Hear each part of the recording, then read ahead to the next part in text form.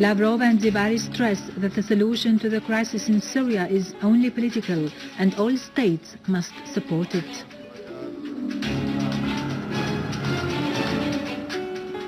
Several popular marches are staged in Qudsiya and Najha in Damascus countryside and in Tartus in support of the Syrian Arab Army in its confrontation of terrorism.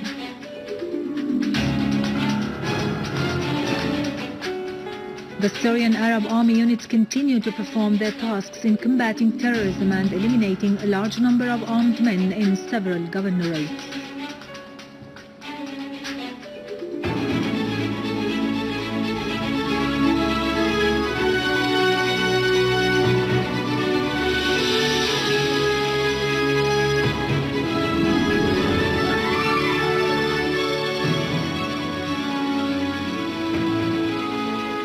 Good afternoon, ladies and gentlemen. I'm Irado Krikorian from the News Center in Damascus.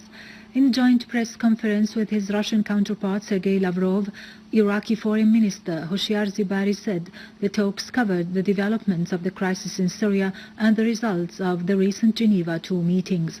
Zebari said the required role of the big powers and the countries neighboring Syria is to double efforts in order to put an end to the humanitarian tragedy in the country.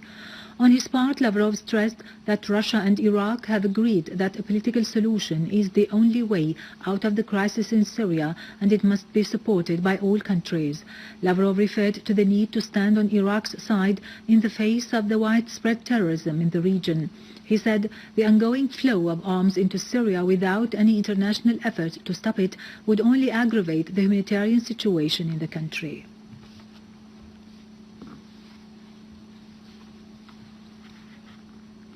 Russian Foreign Minister Sergei Lavrov started a work visit to Iraq.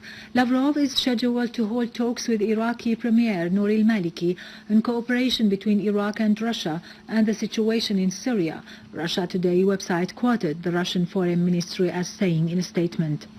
The statement added that Lavrov's meeting in Baghdad will concentrate on activating cooperation between Russia and Iraq in the political, trade, economic, humanitarian and other domains. It stressed that Lavrov will exchange views with the Iraqi officials on the most important international and regional issues, including the situation in Syria.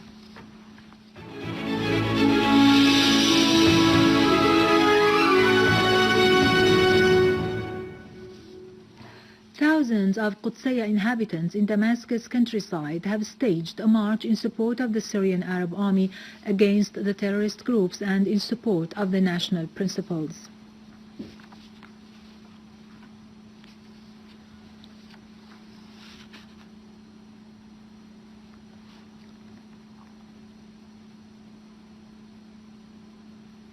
In support of the Syrian national principles and the Syrian Arab Army in its confrontation of the terrorist groups, the people of Najha took to the streets, expressing their absolute support for their homeland and their full keenness on safeguarding its social and national fabric and consolidating national unity among all its citizens, voicing solidarity with the achievements of the Syrian Arab Army.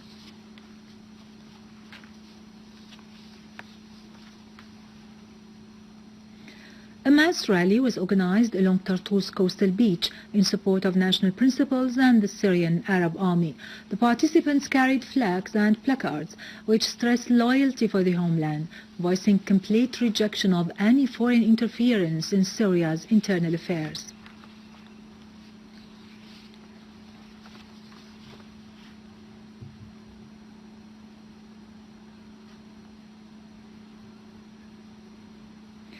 As part of the agreement between Homs Governorate and the UN, 14 civilians have been evacuated from Bustan al-Diwan and Al-Hamidiyya neighborhoods, the majority of whom were women and children, despite the attempts by the armed men to obstruct the process through detonating a number of explosive devices.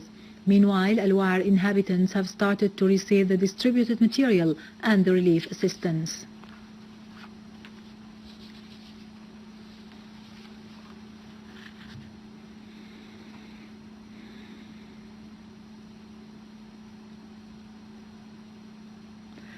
A A child died and another was injured when terrorists fired a mortar shell on the residential al-Nil street in Aleppo city. A source at Aleppo Police Command said that the mortar fired by terrorists on Wednesday fell down near Al-Ghufran Mosque in al-Nil street, claiming the life of a girl and injuring a boy. A Syrian Arab army unit confronted an armed terrorist group that attempted to infiltrate from Jordan to the Syrian territories, killing all its members. A source said that many terrorists were killed near Zamrin Samlin, adding that the body of Muhannad Haymoud was identified among the killed terrorists. A Syrian Arab army unit also eliminated an armed terrorist group and destroyed its members' weapons on Jbata al-Khashab road in al-Qunaytira countryside.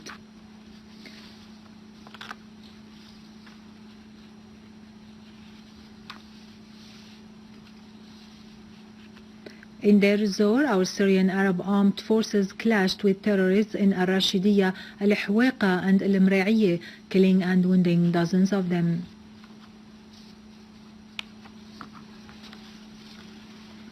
In Hama, our Syrian Arab armed forces destroyed a den for terrorists in the village of Kfarzita, killing and wounding all gunmen inside, including one Saudi and another Libyan. In Homs, our Syrian Arab armed forces killed a number of terrorists in Al-Qusur and Saqiyat al-Rai in the ancient city and destroyed a number of their dens near the sport hall in Telvise. The Syrian Arab army also destroyed a vehicle equipped with a heavy machine gun in At-Tiba village near Al-Hule, killing and wounding a number of them. The Syrian Arab army also eliminated a terrorist group near water station in Al-Mishrfe, killing and wounding dozens.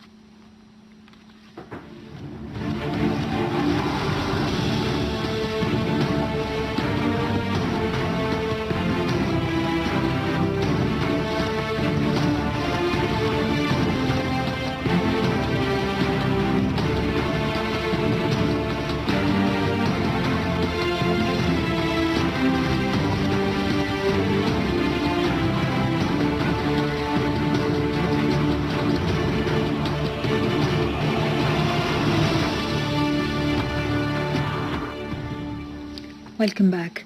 In occupied Palestine, Israeli occupation authorities transferred at dawn today 5 injured terrorist members of the armed groups in Syria to Zaif and Nahariya hospitals in Safad and Upper Galilee in the Palestinian lands occupied since 1948, where they would receive medical treatment and then return to Syria. The Israeli Ma'arif Daily said the Israeli army moved 2 Syrian wounded persons to Zaif hospital in Safad. One of them had shrapnel all over his body, whereas the other had fractures in his feet. 3 other persons were also moved to Nahariya Hospital in Upper Galilee. One of them was seriously wounded, while the other 2 sustained medium injuries.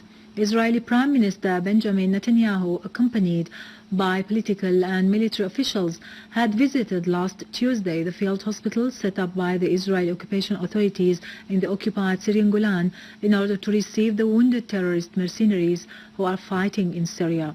He shook hands with them and was reassured about their health, in a clear sign to the unlimited support offered by the Zionist entity to the armed terrorist groups in Syria and the close ties between the 2 sides. One day after the 2 terrorist explosions in Bir Hassan in the southern suburbs of Beirut, the official at the Lebanese Democratic Party, Abdul Rahman Diab, was assassinated in the city of Tripoli, north of Lebanon. Al-Manar channel said there has been information that the movements of the assassinated official had been closely watched and pursued, and the operation was executed by young men on a motorcycle. After the crime, the security forces disconnected the cameras on the scene to disclose the criminals. On its part, the Lebanese National Information Agency said an unidentified person on a motorcycle opened fire this morning at Abdul Rahman Diab in Mahallat al-Mina in Abu Ali Square, causing his immediate death. The agency added that shooting was heard between At-Tabbani and Jabal Muhsin following Diab's assassination, after which the army blocked Tripoli-Akkar highway.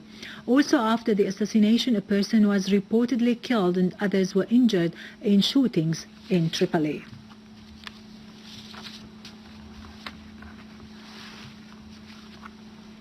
With this, we end our news for today. Thank you for watching. For more details about Syria and the region and to view this bulletin again, you can always visit our website in English, syriaonline.sy.